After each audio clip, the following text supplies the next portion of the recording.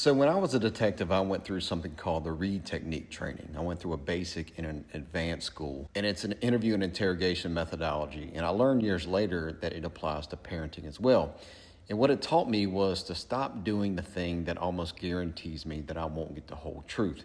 So here's what it looks like at home. Let's say you get an email or a text message from a teacher, and they say, there was an incident at school today. You go to pick up your child from school, or maybe they get home from on the bus, and they shut the door, and you say, so how was school? And they say, nothing happened. And everything in you, whenever they say that, wants to say, I already know, don't lie to me, the teacher texted me or sent me an email, what did you do? Now, the second you start there, the child is no longer explaining, okay? They're calculating. How much does she know? How much trouble am I in?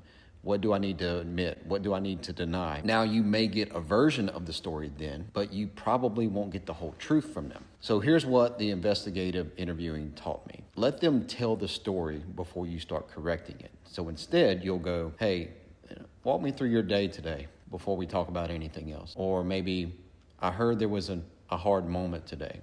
I want to hear your side. Then just let that sit. Let that dynamic silence work. Then if they say, it was fine, nothing happened. Now, here's where most parents would break. They would go, well, I already know something happened because your teacher texted me. Don't do that. That's when you'll implement the Chris Voss mirroring technique. So you take their last words and you repeat them back to them in an upward tone. So then you'll say, nothing happened, or it was fine, no accusation, no cards on the table, just their own words reflected back to them. Many of the times, they keep talking because that upward tone creates a small tension, and people will naturally kind of move to feel it, usually with a little more truth than they plan to give. Then, if they start talking, you let them explain before you reveal what you know. So you want to let them use their own words before you put your words on top of them. That doesn't mean you ignore consequences, right? That doesn't mean you let them lie. It just means you're disciplined enough to gather information before you have to deal with it. So the call to action is this. Don't make them defend before they explain, because the goal isn't to trap your child. The goal is to train them that telling you the truth is safer